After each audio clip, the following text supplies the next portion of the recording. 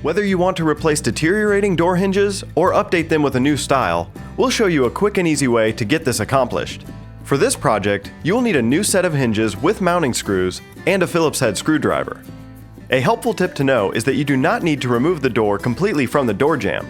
We recommend removing and replacing the hinges one at a time, starting at the bottom.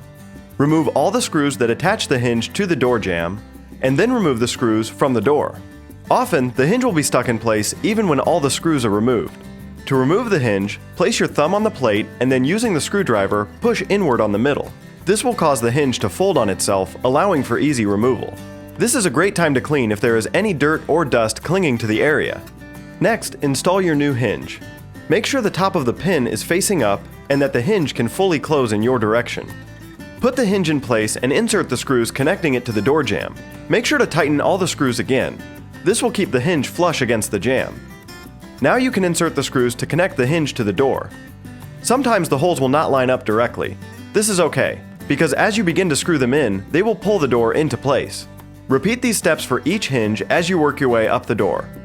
If you had a hinge pin doorstop installed on your old hinges, make sure to install it on your new set.